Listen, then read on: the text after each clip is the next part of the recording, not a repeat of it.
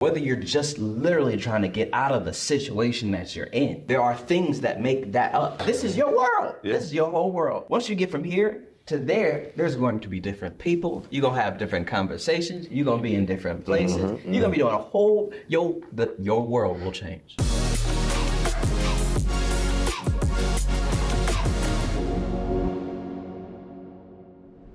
What's up, everybody? Welcome to another episode of the Today for Tomorrow podcast. We are in the Freedom Center. Woo! And what is the Freedom Center? Hey, it's a new spot. The Freedom in Christ will be having services on Sunday. We'll be doing our podcast, Man 2.0, lifts. As a matter of fact, even if you want access to the center yourself, all you got to do is call a number, and we'll work with you on that too. In Southfield, Michigan. If you're in this area, look, definitely check us out. Check us out. Don't let these plain walls fool you. But anyway, we are here for the Day Tape for tomorrow. So topic-wise, we ready for it? Yes, sir. You know, how do you change your world? I know, I don't know about you.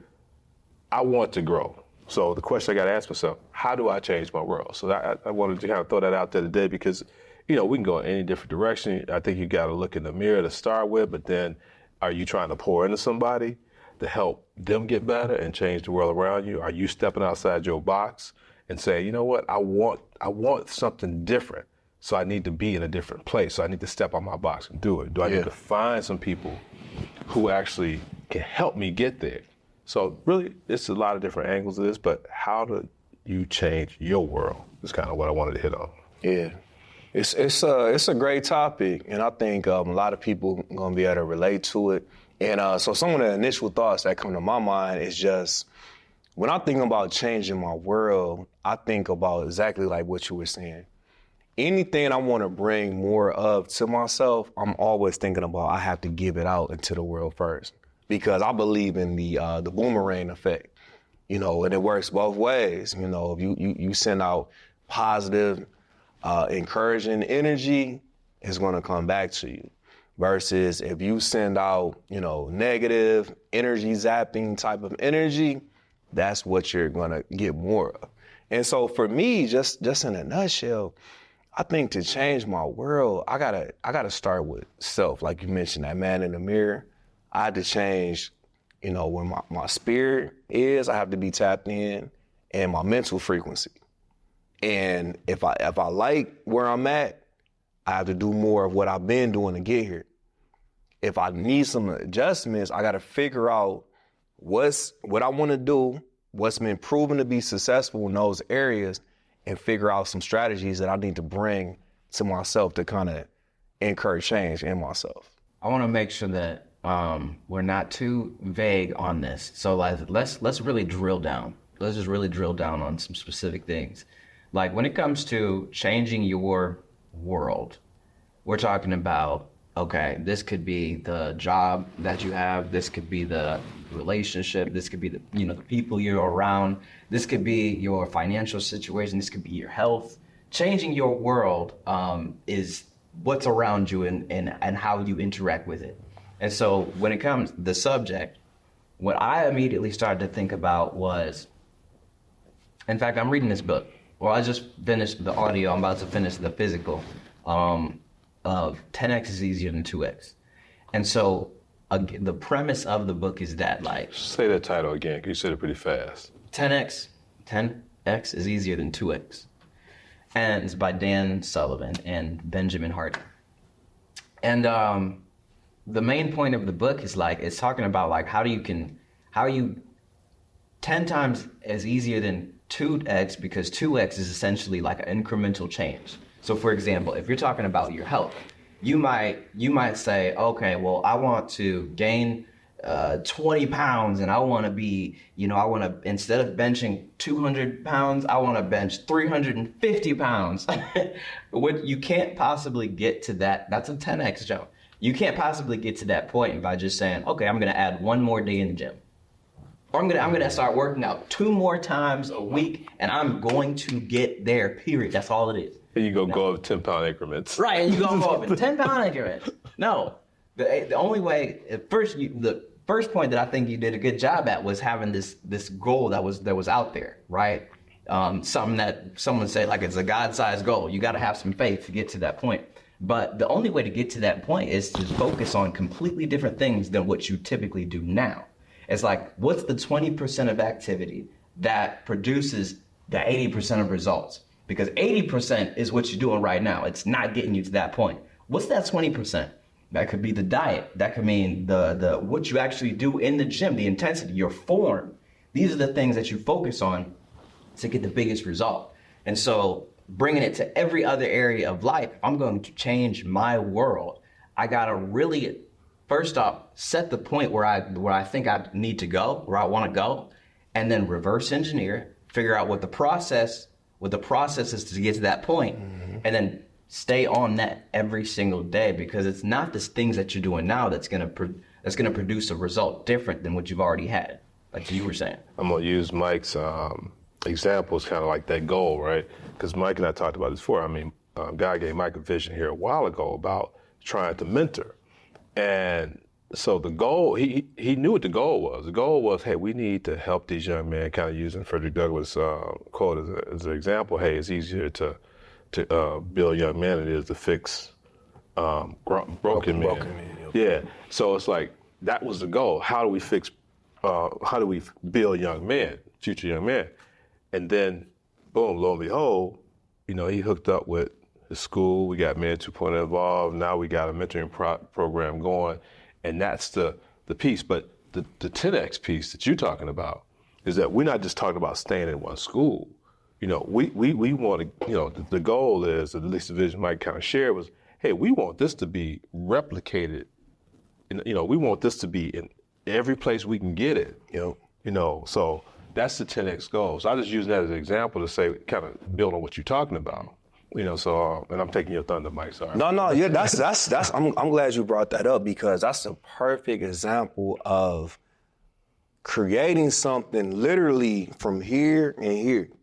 And we did that, we came together, and we've been doing the mentoring for about, 2 years? Well, about a year now, yeah. Year and a half. We started talking about a year and a half. Yeah, and so in the beginning, we went through different scenarios. We tried to plan it out. All right, it's going to look like this. Then we get to school. It looked nothing like we thought it.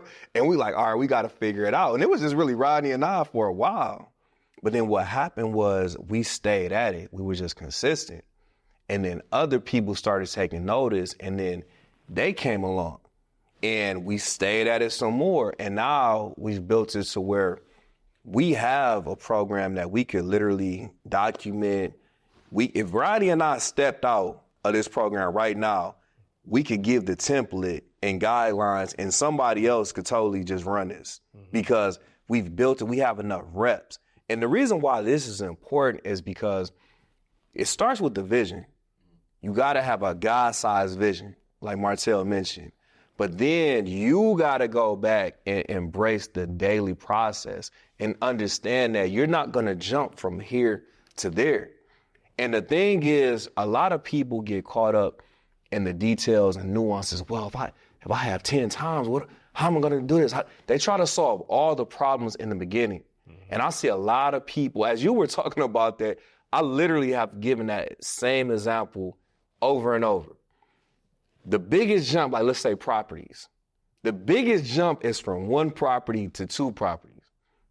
And I tell people, listen, managing 10 properties is a lot less stressful than managing 2 properties.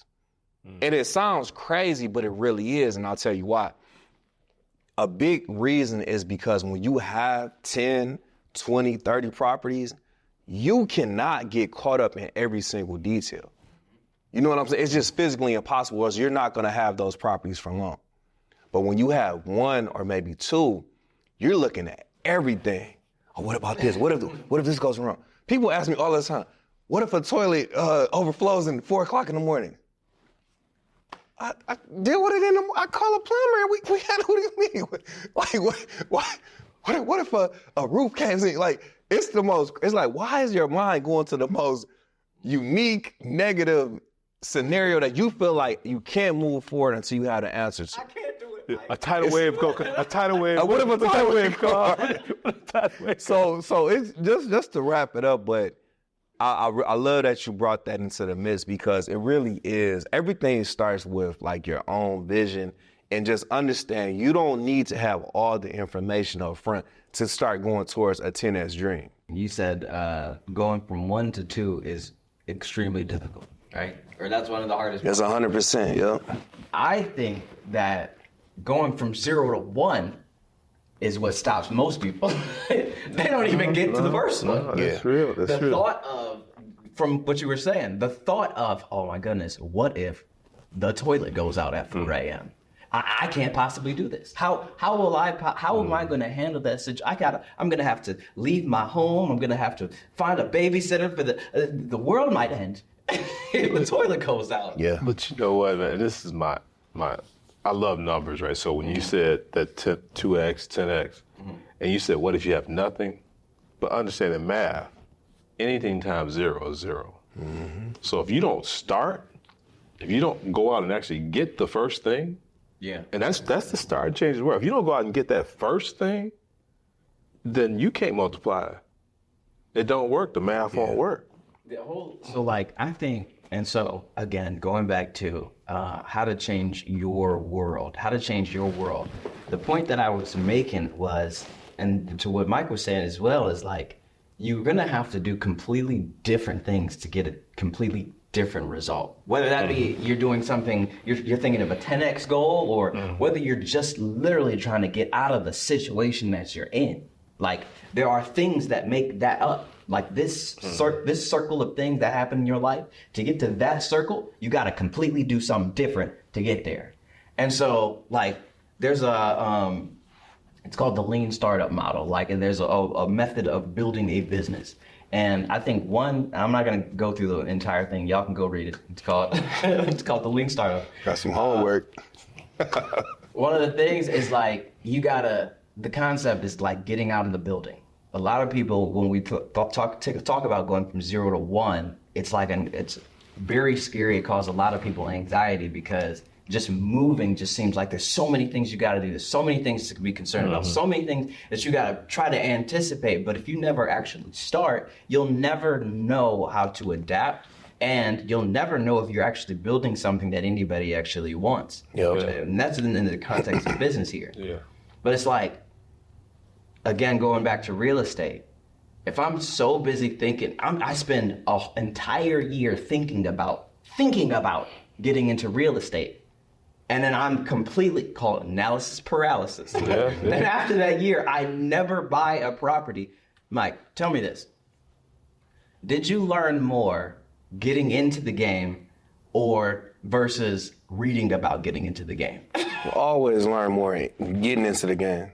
Because you need real data to even understand what the terms and all of that stuff means. So it's funny because this is so real. And I'll tell you this, the best strategy to ensure that you're not going to get started and you're not going to be successful is to surround yourself with people that are not anywhere outside of your level. Ooh. Ooh. That's the quickest way. Ooh, say that again. I see it all the time where, well, so-and-so told me that, okay, well, tell me about their portfolio. Well, they don't actually have anything yet, and it's like, well, in my mind, it's like, well, why are you even, you need to be talking to somebody that has 100 properties. Because then when you're talking about your 2, 3, 10, it's going to look like, oh yeah, you just, you do this, you do that. It's going to feel so easy. They're so confident because of the level that they're at. It's going to make you go do something like, why is this person? And I'm telling you, because I actually have done this. I had to really stretch myself beyond anybody in my circle and get around people that were way past 10x, past where I was at the time, for me to basically back my way into my goals, which seemed a lot smaller after having been exposed to other people. I know all of us can sit here and say how many people we've been around. It's like, man, that's kind of hard. If you stay around them, they steadily tell you how hard it is to do what you've envisioning. And then when you do it, them same people will come by, man, I don't know how you did that, you know? Yeah, that's big. And you sitting there thinking, you lucky. Yeah, you know? and you sitting there, you like, and you realize why you need to kind of, not that you don't interact with them, but you like, when it comes to that type, you're like, you're not the person that's going to help me go further. But then what you said too, okay, let's say you get that 2, then 3. And then now you got to start finding people who got 20 and 30 and 50, because you got to, to your point, they're going to tell you, hey, yeah, you got to do A, B, C, and D. And then you get there, and then you already doing it. You advising people, and they're like at that 2 and so forth. And you tell them, hey, look, this is what you need to do. And the same thing with you talking about scaling and everything else. You started out, not that you was in a white van, you was in a white car. Going from spot to spot. You like, man, this is not gonna work. Yeah. So you learned, and you continue to learn how to not be on site all the time, and not be editing all the time, not be marketing all the time. So, but you couldn't stay around the same people. Rodney, there's that example that I talked about with the circle. There are people in that circle too. I'm not just talking about like the things that you're doing. This circle is a whole, it's your world at that point in time. Yeah. And so to get from this one, that's your planet, to that one, right? This is your world. Yeah. This is your whole world. Once you get from here to there, there's going to be different people. You're going to have different conversations. You're going to be in different places. You're going to be doing a whole, your world will change. Yeah. Another thing I want to make sure that people caught is that he's talking about a book that he read. Well, he said he not only listened to it, he's reading it also, which I thought was interesting. I'm like, I want to talk to him about that more. But to me, that's just another way of saying you're seeking knowledge.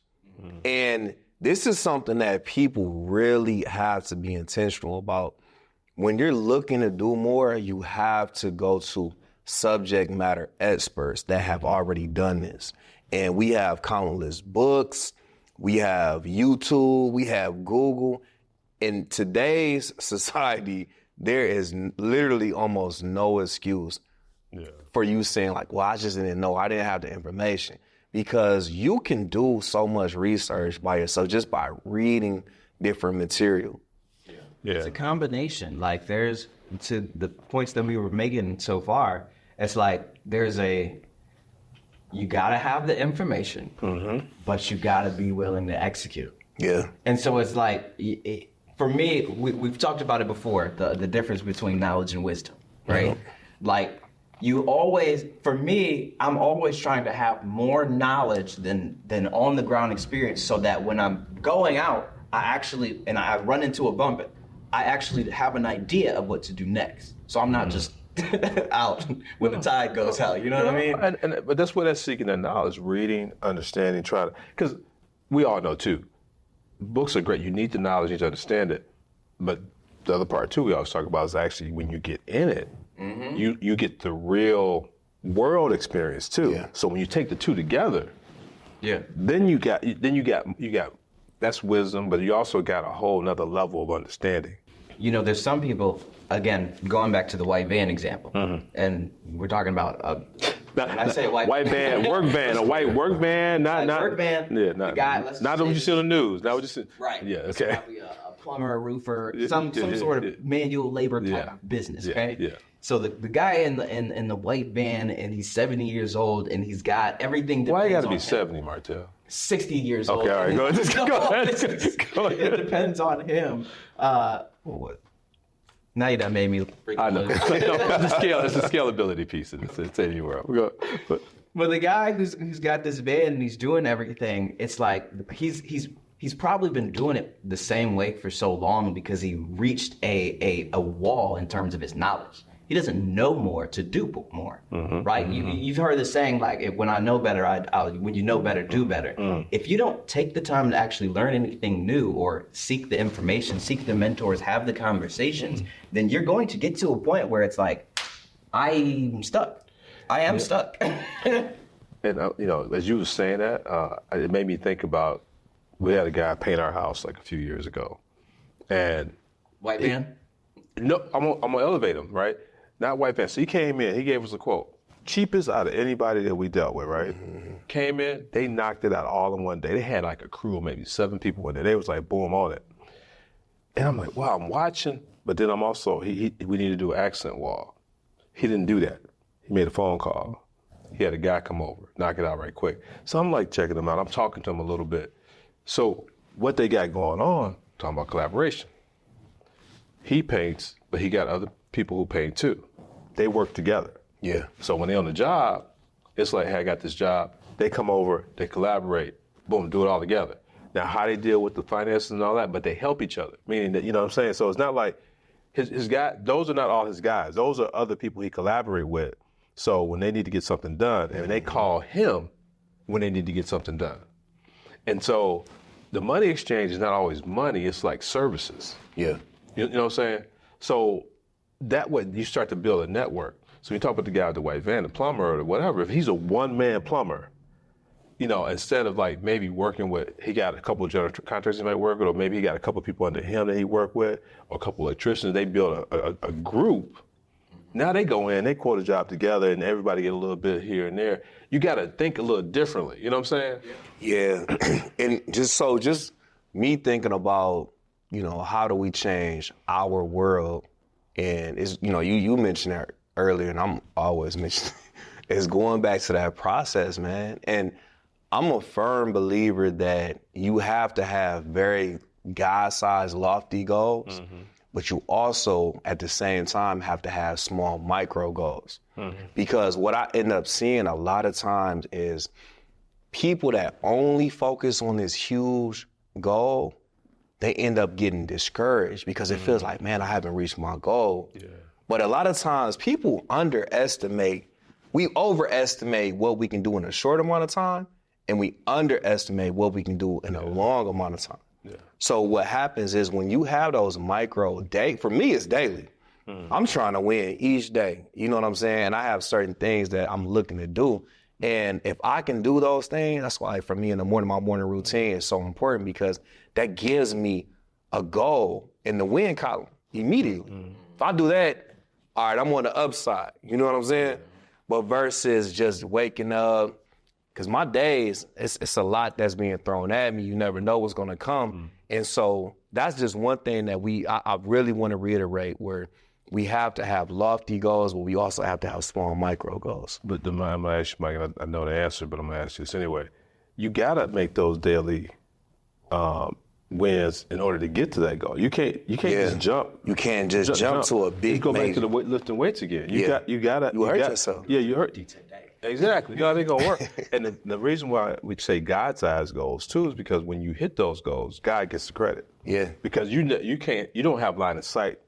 Yeah. You don't even have a plan to get there. So God has to instruct those daily steps to even get to that. It's essentially a faith walk. Yeah. It's literally what faith is defined as. Yep. It's something that you can't see, you can't touch or feel, but you have that vision, you're being compelled to move forward towards that. You got to do your part. You got to take the step, and you got to have faith that the next step is going to be there just in time. Yep, man. Hebrews 11:1. Substance of things hoped for, and the certainty of things unseen. So we're talking about how to change your individual world. And so, like, don't limit this conversation just to, like, a business or a job. But we're talking about changing your world. If you are a person who, like, say you're married, you go home, and every single day you have a fight. Every single day you're arguing. Every single day your wife is upset about something. I mean, it could come from any particular direction. If you're going to change your world, again, we got to think about where's the outcome. The outcome we want is a peaceful household. What makes a peaceful household? Have I had the conversations that I need to have so that I know what to do the right things? I mean, if I haven't done that, then how can I possibly think that anything's going to change? If every time she comes with her issue, I come back with trying to win. I'm trying to win every single debate, every single argument. If she says this, if she says A, I'm saying B every time. Forget it, right? And if you know that just continues the problem, that just continues another argument the next day, then what are you doing to make sure that you get out of that world and into the better one? The one that you wanted to be in the first place. And the formula we talked about is the same. That situation, and it goes back to being around the right people. So when you're around other married men who have what I would call, strong relationships with their marriages, that person can go to that person, hey man, here's what's going on. And they can advise and say, hey, look, you know what? You know, look in the mirror, hey, you take a pause. You know, you show her you love her. You know, so they can give some advice in that situation. Yeah. And that means being around, once again, the right people, looking at people are where you want to be and talking to them versus talking to people who are divorced, who are going to tell you, hey man, leave. You know what I'm saying? To Mike's point earlier, it was like, how you gonna try to take marriage advice or relationship advice from someone who fighting with their person every single day, and you trying to have a peaceful home? Sometimes those people are the loudest though, and it's funny because I literally just had a conversation with a young brother, and of course I'm not gonna say his name or anything, but we had this literal conversation. He was saying like, listen, man, I'm so grateful that I spoke to you. He said he spoke to Pastor Rodney. He's like, had I not spoken to you all and really going through these reps and situations, I know for a fact I would have reacted differently. And a part of our earlier conversation, he was telling me how he was getting counsel from, you know, someone that he loved and trusted, but he knew it wasn't the right type of counsel. Yeah. And he's like, you know what? And I told him, I said, man, I'm proud of you. I said, the best thing you did was reach out. I said, too often what happens is the house burns down, there's ashes on the ground, and people like, man, I need some help. Well, all right, brother. I mean, we're going to stand tall, but it's if the house is already burned down, it's only so much we can do. Now, if the house is still, all right, we smell a little smoke, hey, I need y'all to help me investigate. What's going on? All right, I'm going to take this side of the house. You take that side. We're going to figure out what's going on. Because where there's smoke, there's fire. So let's be proactive and reach out when we need help. Let's bullet point this here. He had the issue. This person had the issue. He had enough knowledge to know that, I don't know the answers. This knowledge turned into wisdom when he asked y'all. Okay? Next step. Okay, so now you guys gave him the answer. Knowledge. He just got another coin in the knowledge bucket. That wisdom is when he actually executes on what you told him. That's the most important part. Yeah. Because you can talk to somebody till you blue in the face. End of the day, the execution is what counts. If you're gonna go do the same thing, you know, it's like, man, don't waste your time. No way, it's our time. You know, and I'm saying this for myself first. You know, I've been in all the positions where I've seek counsel, hung up the phone. I'm gonna go do what I want to do. I've done it. I'm just being real. We keeping it real. But at the same time, you get to a point where if you want real results, you have to seek counsel of people that you feel like, okay, they've been able. Because you see somebody's been married 20 plus years, somebody's been married 11 plus years. It's like, that doesn't happen by accident. No. And you know everybody goes through trials and tribulations, and nobody can tell anybody how to solve their specific situation, but you can give them some proven strategies that may have helped you along your way. But it goes back to what we're talking about. Hey, how do you change your world? I mean, this whole conversation is giving people, I think, different nuggets. But it always starts with the individual, starts with the execution. Yeah. It starts with the whole fact that, okay, I'm going to stop analyzing it and actually start taking action towards it. Yeah. You know, so, I mean, really a lot of folks, man, to be honest with you, it's about getting up off the couch and actually really, I mean, how many people say they want to get in shape? Yeah. A lot. Yeah, a lot. And how many people gonna start working out tomorrow, next week, and all that? A little bit. Yeah. And the process don't start until you actually get in the gym and do something. Yeah. I mean, it's funny. We used this example before, but there are literally professors that teach business that have never ran a business. I think that's the majority, to be honest. Yeah. I think that's more the majority because a lot of people that are actually living it, unless they're going back, you know, once they retire. Yeah, they go back into that. But usually, you know, a lot of people are just teaching them by the book. Law school too. Yeah. Law school as well. Same thing with law school. Yeah. You can have all the degrees in the world. You can have it all lined up across your wall, but you have not made a sale. No. And we're not devaluing them. I think what we're saying is that they can give us the book knowledge, but they're not able to give you that next step, that real world, hey, you want to go from 2 homes to 10, 15, because they never had 2 homes, 12 homes to manage. They can tell you what the book tell you about managing the home, but they've never done it. So you got to go another step. You need somebody who's done it to fill in that blank. 100%. We talked about changing your world. There's a last statement that you guys want to mention, that the one big takeaway. It's like if you because people, we had a full episode. It's 30 minutes, right? And so there's a whole lot of stuff that was said. If they had to leave with one that was going to change their world today, what would it be? I'm gonna let Mike kick it off for us. So mine is, and if you're a fan of the podcast, you've definitely heard me say this before, but that's the good thing about good advice. It doesn't have to change. It's always remains true. But it's just embrace the daily process. If I had to leave the people with one thing to consider, is really whatever you want to accomplish in life, touch on that lofty goal, but then work backwards and figure out what you need to be doing today. Tomorrow, figure out what you need to be doing that day. The next day, so on and so forth. And I'm going to say, look, it starts, we all agree with this part. It starts with what God has called you to do. Now, some people it's not, God calls us to do something. He has a purpose for us. But a lot of times we ignore it. If you have a relationship with them, and even if you don't, I should be doing A, B, C, or D. And if you're not doing it, it don't feel right.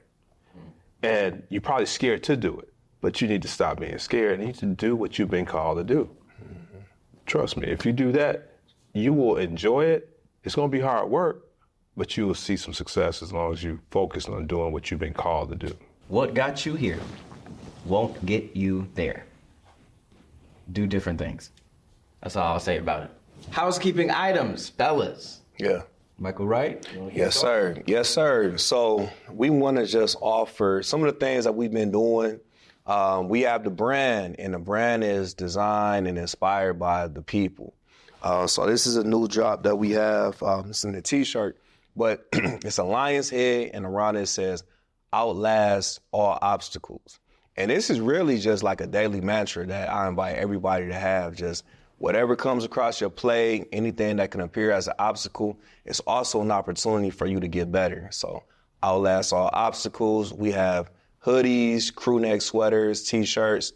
If you need some merch, come find me on Instagram at DetroitInvestor_WCI, and the website will be coming soon. So hey, Men 2.0, second Saturday of the month.